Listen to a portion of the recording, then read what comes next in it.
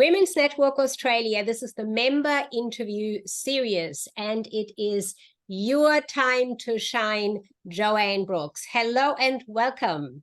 Look, thank you so much. I'm really delighted to have been nominated, let alone be a finalist, and always wonderful to catch up and be able to share a little bit about me in any venue that I can. So I appreciate that, Sigrid. Thank you. That is just wonderful. So, Joanne, you are a business strategist, coach, and inspirational leader who is unleashing the power of women in business. I'm intrigued. Tell me more. What is this unleashing about that you're doing? Thank you. Yeah, they're powerful words, right? Look, let me give a little bit of context. I've been self-employed for over 20 years. I've owned 16 companies over that time across many, many different industries. But what I'm about, what I've landed in the last couple of years is that what I know is what I've learnt over that period of time. And I've had significant success. I've had epic failures and everything in between.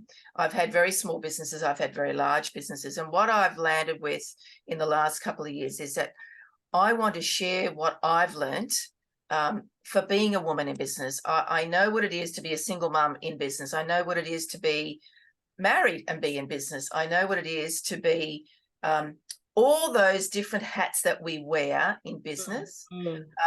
I know the things that pull us and drag us and distract us in what we're doing in business. I know what it is to be known as the wife, as the mother of a person.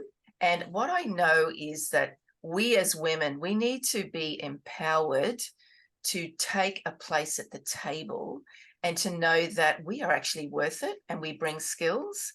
So what I want to do and have decided my goal and my mission is to empower women to understand that they are worthy, they bring value to the table, that they should be known as a person who has a passion about whatever they do, whether it's in corporate or whether it's in business.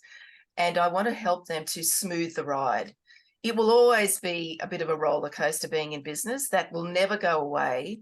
But instead of it being like this, let's smooth it so that it's not so hard. And so what I want to share is the things that I've learned, what I've done well, what I've done really poorly.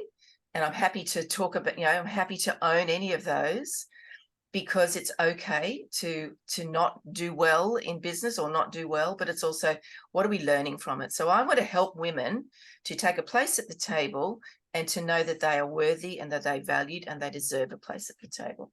And do you find generally, this is something that surprised me a little while back, I was in a different interview with somebody internationally, this feeling not worthy, having this lack of real confidence, even though it is displayed out there, but we all carry that somewhere. Nearly every woman, no matter how confident, you too, we all get this, even if it's just momentarily.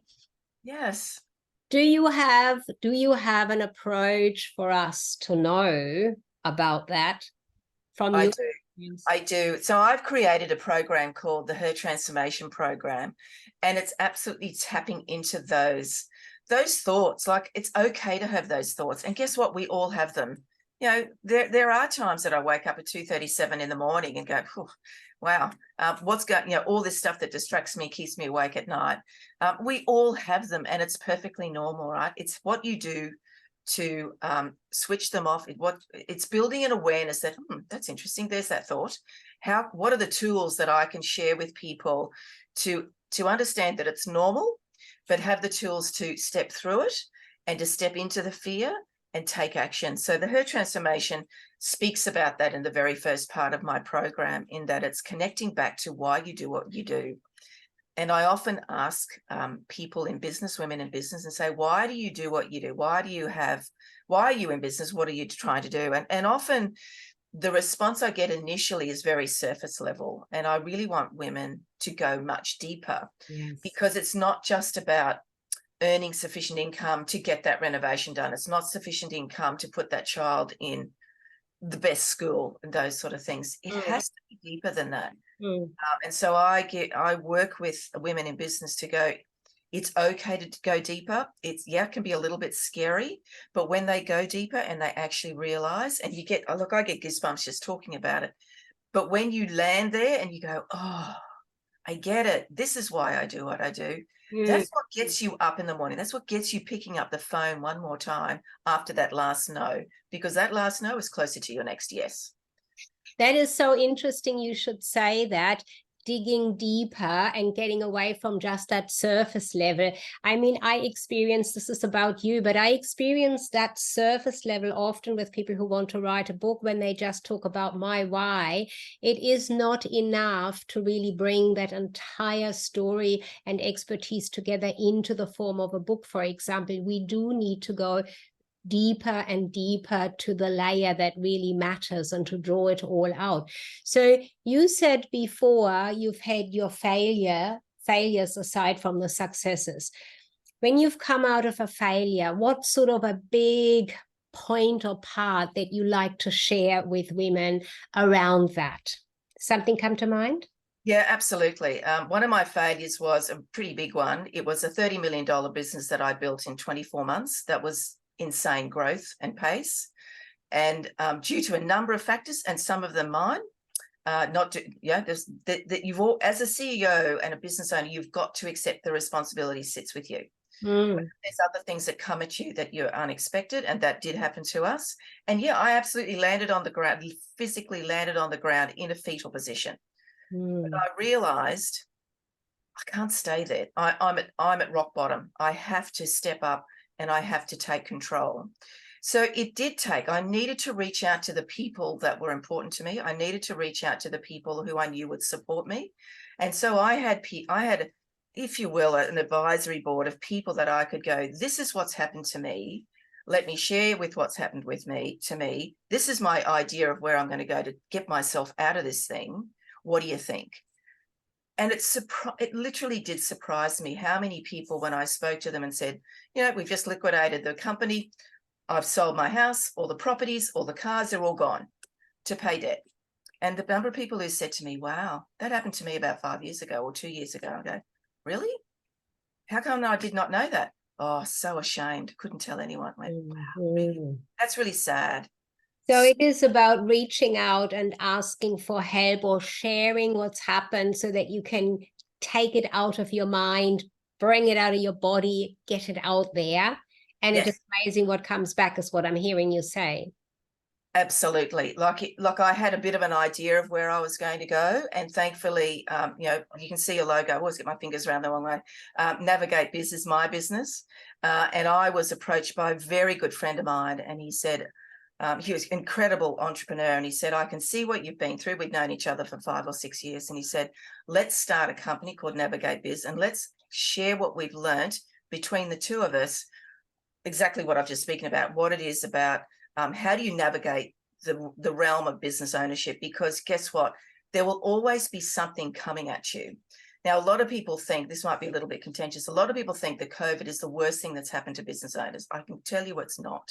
And I can actually tell you that those things will continue to come at you. There's always GFCs, there's interest rates challenges, there's exchange rate problems, there's challenges with staff, challenges with suppliers, with customers, with everybody around you. And so you've got to find a way to navigate that without going completely loopy. You really do. And one way of doing that is surrounding yourself with people who can provide you their expertise and their perspective. And, you know, at any given time, you could have 10 of those people, or you might have 3 of those people. But it's being mindful to know that you shouldn't do business on your own. And I'm not saying you shouldn't be a solopreneur or sole director of a company. That's not what I'm talking about. What I'm talking about is you have that advisory board to tap into at any given time. So that reminds me of that concept of the mastermind from Napoleon Hill, for example, you know, bring this group of people around you. And I think thinking about women and my experience working with women, being a woman myself, it is a lot well, not more, it is more powerful with just women than a mixed group at times. I don't want to put the wrong slant on it here, but I think it is easy for us. We often work a lot more from a empathetic inner feeling way, and we sort of connect through thought quite often through, oh, this feels right or this does not. Have you're experiencing that?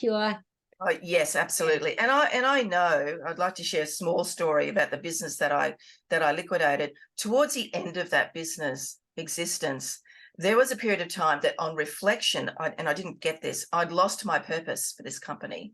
And so I remember feeling, oh, I really don't want to go to work today. It was highly profitable. It was a really good business, but there were some elements of it that unconsciously were creating a disturbance in me, or dis-ease, if you will.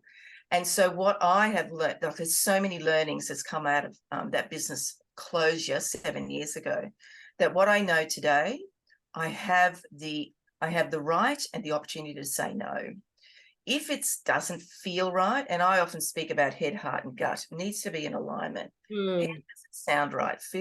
Does it feel right? And do you have collywobbles of fear, or collywobbles of feels really exciting, a little bit nervous, and that's good, but all those things in alignment? Listen to your gut, listen to your head, heart, and gut, and take the time to reflect and know that it's okay to say no. I've said no to a few opportunities for me that I know didn't connect with my values, was going to make me uncomfortable by being involved in that, through various reasons: the people, the why they were doing what they're doing, the service or the offering. It doesn't really matter what it was, even though it could have been the money. Be prepared to say no and not feel that, oh, I should have said yes because it sounds like great money. A lot of people jump into things thinking this is going to be the financial savior of my business. If it doesn't feel right, don't do it. Yeah, no. way.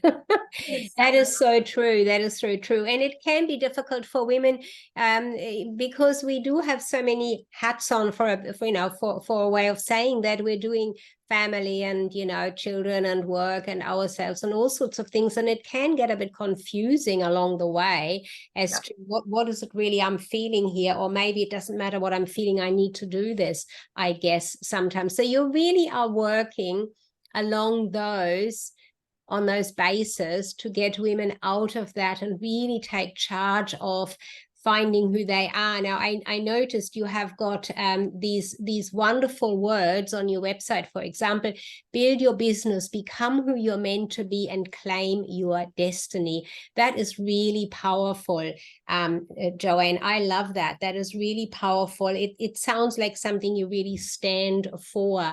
So when we bring that to being a member of the Women's Network, and especially now you're in the Impact Awards, you're a finalist of the Impact Awards. What does that feel like, first of all, to be the member of the Women's Network? You have that opportunity to share what you know. Is that right? Is that how you see it? Absolutely. Look, I've known Cheryl for a little while, and I've had many conversations with her, and we very much think along the same lines. And what I see the Women's Network Australia as is it's an opportunity for women to connect. It's a safe place to connect. Like what I know and the research that I've done, and when I thought about putting the Her Transformation program together, I went out and spoke to people and said, if I had this program and it looked like that, what would it feel like for you? Because you need to do that research. You need to ask your prospective customers to go, well, this is what I'm thinking. Do you think it's a valid idea or valid offering? I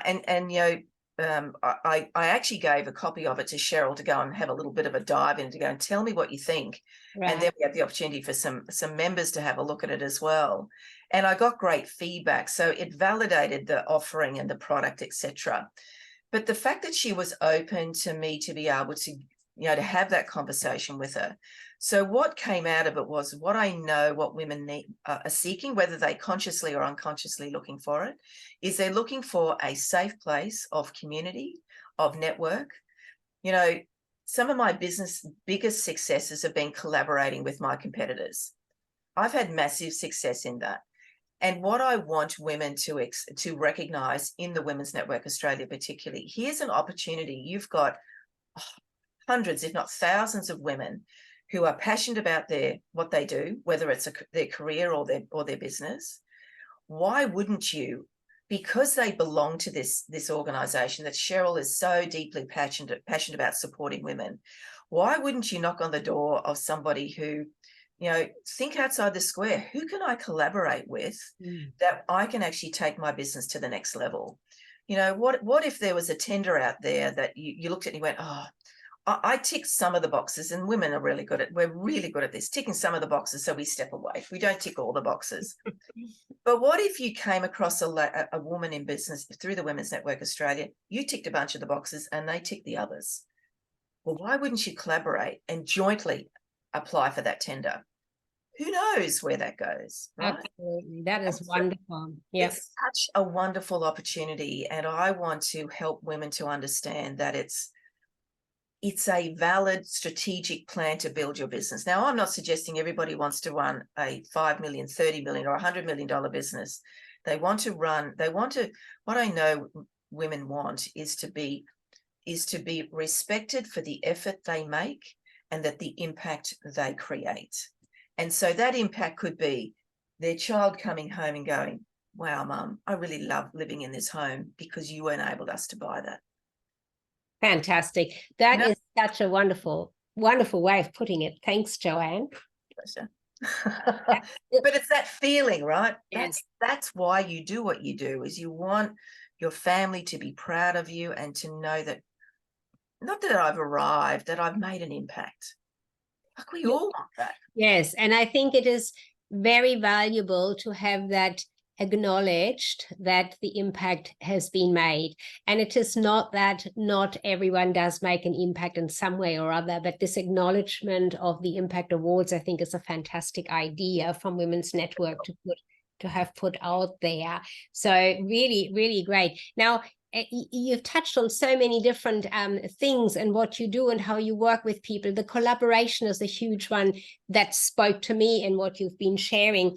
I love the idea. So I just want to quickly summarize what you've said. You said what was really important, reach out. If you're out there, the Women's Network is the place to reach out to other women and collaborate. There is nobody taking anything away from you if you are open to collaboration, because there are boxes I can tick and boxes you can tick, and then we can bring them together. I love that. Very, very good. So if I ask you, what is in the work that you do, and I mean, you've shared a lot of the detail, what's probably, could you say there's a most important part of that, working with the women you work with? Is there something you could name as a most important part?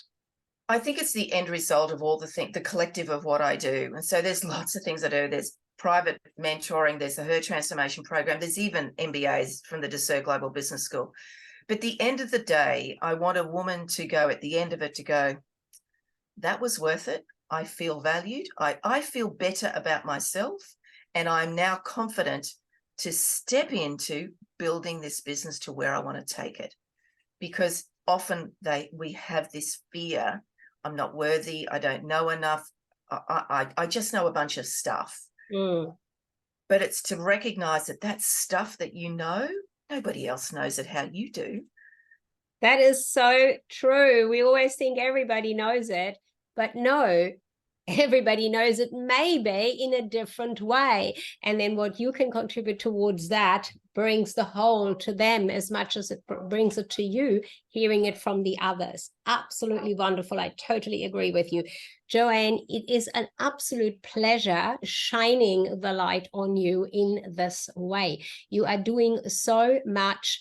The awards are coming up to be the finals for it. I wish you success in that, all the very best for that, and really appreciate the time spending with me and for the Women's Network and the other members to hear more about you, your story. Parting words from you. Anything come to mind? Yes. Go for it. Be prepared to step into the fear. We all have that nervousness. We all have that fear. But if it's just one thing you do today, and I often speak about that, when the overwhelm hits and you look at the long list of things you need to do, take a breath, close your eyes and just ask yourself, what is the one thing I need to do now? Love it. Absolutely love it. Thank you so much, Joanne Brooks, who I put the light to shine on today. And signing off, Sigrid Kaste, Women's Network Australia Ambassador in this member interview series. Thank you. Thank you.